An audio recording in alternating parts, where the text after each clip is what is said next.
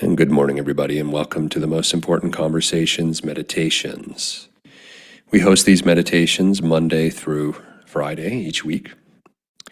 And the overarching theme of our meditations is liberation, specifically liberating ourselves from our conditioning and learning to reconnect to and stand in the power of our own creative potential. Our own creative power to be a creator of our life, to create a life by design, as opposed to merely tolerating a life by default.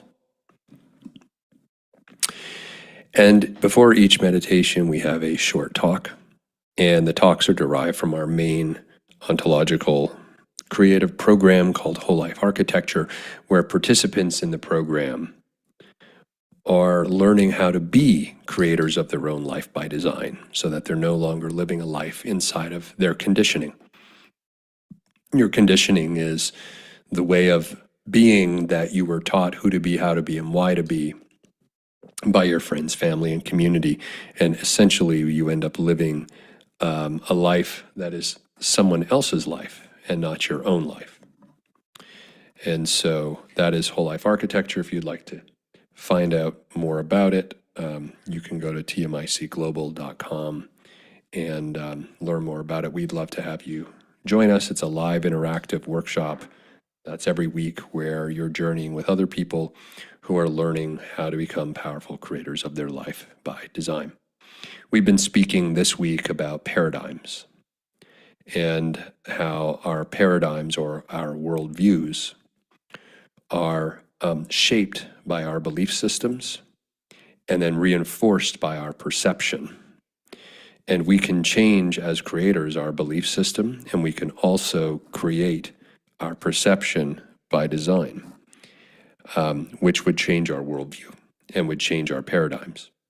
But most of us are blind to all three of these elements that are always at work in our life, because what we believe we perceive, and what we perceive reinforces the paradigm. I'd like to introduce this morning some more work around this. And in particular, I'd like to invite you to consider all of the areas in your life where you are in some level of dissatisfaction or experiencing some friction. And I would like to invite you to consider what might be underneath that. What worldview are you operating from that continues to reliably create the conditions for this friction to occur? The conditions that are leading to and creating your dissatisfaction. Everything in our life that we experience is connected to some kind of architecture. I don't mean physical architecture as in the architecture of a building, but I mean the architecture of your life also includes your beliefs, it includes your perception. This leads to the creation of, if it could be a building, it would be, but your paradigm. Your architecture in your life also includes the relationships that you have, the activities that you do regularly, or don't do. It also includes the negative architecture, the things you choose not to do. And so looking at the architecture of your life, this is all reinforcement or scaffolding for your worldview, for your paradigm. And so when you make a change to any area of your life, to the scaffolding of your life, then what starts to happen is your paradigm starts to shift. Even in a small area, a small change in some area, you will experience a shift in your paradigm. Now, what happens when this tends to occur is our belief systems might send out a warning signal. Uh-oh, the worldview, the paradigm is changing, and now it is no longer congruent with what we believe. And so often you see people trying to make changes in their life, and then they snap back to their old way of being. Because the belief system under the surface in our subconscious is so powerful that it will not tolerate anything that doesn't align with it, even though you may not have created your own belief system. You likely inherited it. It's part of your conditioning. So this is why change is so difficult, We make a change in our life. It changes the paradigm, at least even in a slight way, and our belief system reacts. And then it causes our perceptual filter to look for data points and opportunities to course correct and bring us back into alignment with the old paradigm that is supported by the belief system. One of the other ways that our brain gets involved in ensuring that we don't change is it also will neurochemically reward us to stop any of the changes that we've started to make. And so you might make a change in some area. It's typical, for example, as we've spoke about over the last 2 months, at the beginning of every new year, people will make declarations. People will make New Year's resolutions for an area of their life they're going to change. They start to make those changes, and the paradigm around their experience, their worldview, in terms of how they see themselves fitting into the world and how they experience the world relating back to them, starts to shift even in a small area. It might be someone saying, gee, are you working out? You look a little thinner. It might be meeting a friend at the gym. If changing your health routine is the one area you change. If you change some other area of your life, the same thing will happen. People will notice. And what happens is, because we've started to make a change, our brain gets all freaked out by this, because change means the unknown, means insecurity, and our brain won't tolerate this. So our belief systems kick in. They have us question the new actions or changes that we're making. We get rewarded with a dopamine hit when we do when we take actions or we exhibit behaviors that are synonymous with who we used to be. So now the reward system for change has been removed, and the reward system for conformity is doubling down to ensure that we're like, gee, do I want to make this change? I'm not getting the high, I'm not getting the payoff. And so then our brain starts to nudge us using neurochemicals back to our old conditioned way of being. Also, our perception starts to see things that, oh, maybe I don't need to do this. Maybe this is too hard, takes too much effort, it's too expensive, it's too time consuming. You know, our brain starts to giving us all these rational lies. We call them in whole life architecture, these rationalities, these left brain rationalities that are really just lies to keep us small and trapped in our conditioning. And so this is how the belief system and the perceptual filter combined with the neurochemical payoff system, which in whole life architecture we call the near win, these three things work together to ensure that the worldview or the paradigm from which we are operating and in which we are operating remains unchanged. And so I'd invite you to think of any areas in your life this morning where you're in total dissatisfaction, where you know you want to make a change, but change is so difficult because of the three mechanisms I just addressed, which, by the way, if you want to deep dive into and really learn how to overcome them so that you can actually be a powerful creator of your life, that's what whole life architecture is for, so that you can finally become a master creator of your own life and stick the landing, to use, gymnastics speak.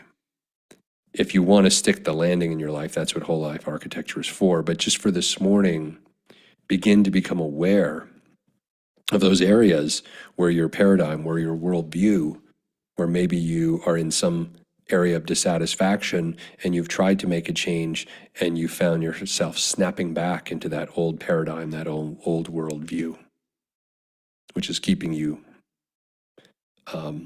misaligned and not connected to what really turns you on and makes you thrive and come alive in life. See if you can identify one of those areas. Maybe you can identify it right now. And ask yourself, when are you finally going to be ready to really, for real, make that change? Are you willing to do what it takes? Are you willing to have the support of others to make that change? Are you willing to address the discomfort and put in the effort that it's going to take to create a life that you love, a life by design, a life that makes you thrive and come alive? Or are you just going to continue tolerating the devil you know, the life that's mediocre at best? This is not a judgment on you. We've all encountered this same experience. We have all been highly conditioned by our friends, family, and community. But there is a subset of us who are choosing to no longer be victims of our conditioning, victims of the external world, and are choosing to go within and to stand in our power as creators and to reorient ourselves to our authentic self and to re-architect a life that is in alignment with that. If you can find at least one area this morning where you're in dissatisfaction, that's enough for you to ask yourself the question. And God knows you probably have dozens of these areas, as we all do, because it's just the human experience. But it's enough to ask yourself the question, am I ready to transform this area of my life? Am I ready to do what it takes?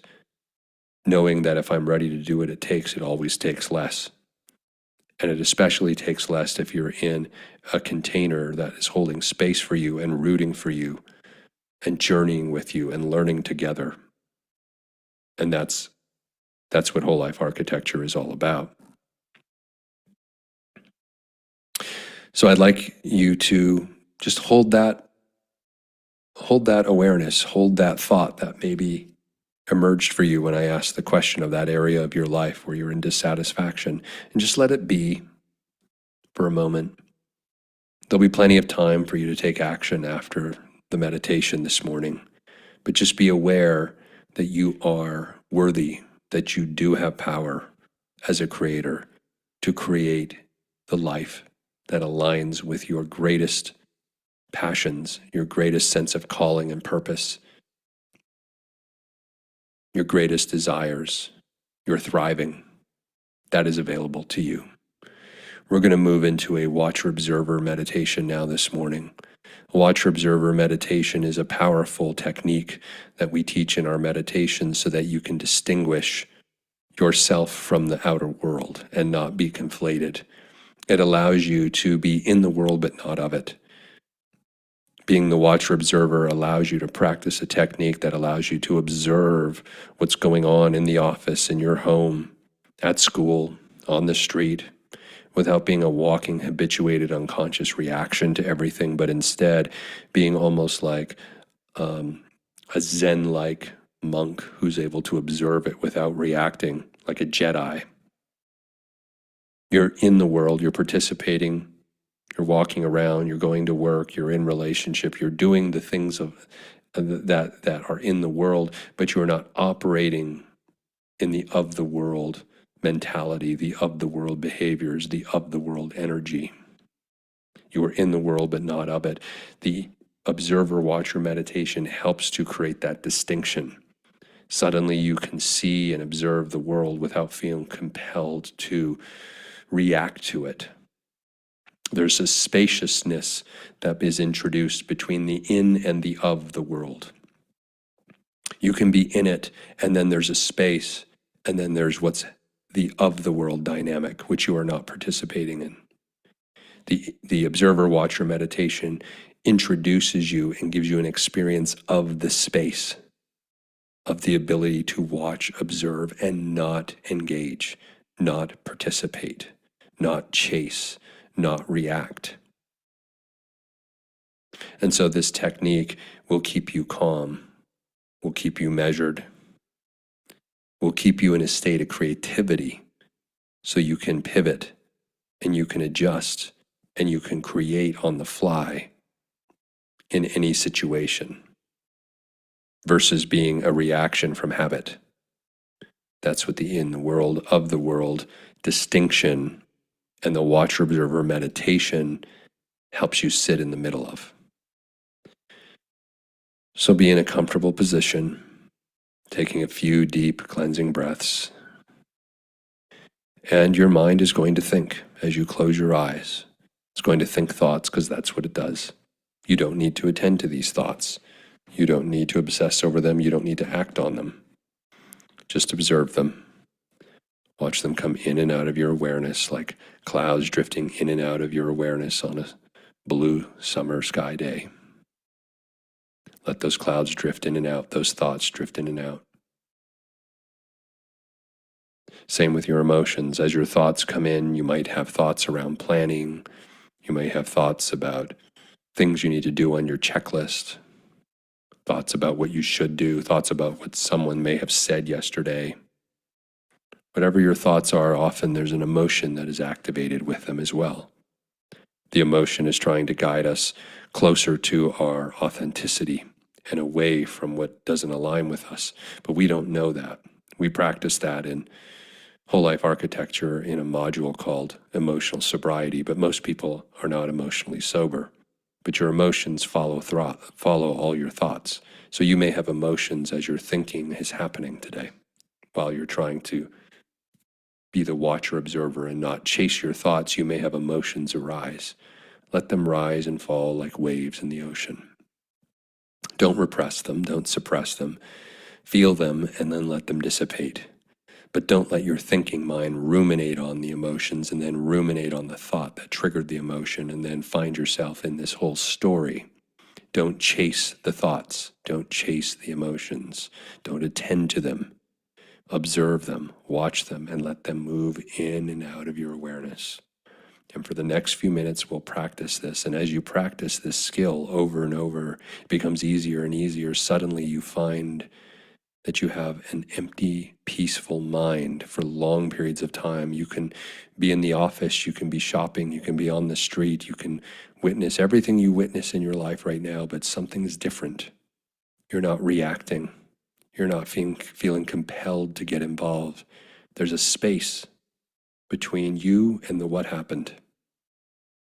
You're no longer conflating them. That's the experience you'll start to experience, but it takes practice. So for the next few minutes, let's practice this skill. You are not your thoughts. You are not your emotions. You're the watcher, observer of them. And I'll see you all in a few minutes.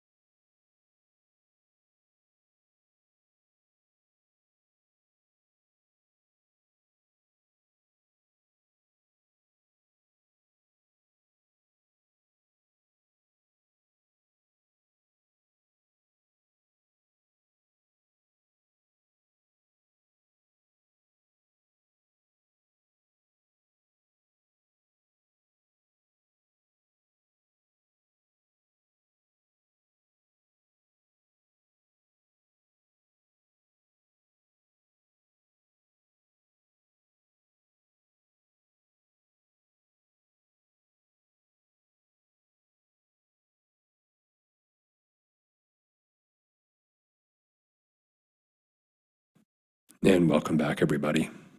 Reconnecting to the world without from the world within. Whatever your experience was from that watcher observer meditation, don't judge it. Just allow it to be. Maybe you had a chattery mind this morning and you found it challenging to just observe and watch. You found yourself drifting into thinking or drifting into feeling about thinking about the things you were thinking.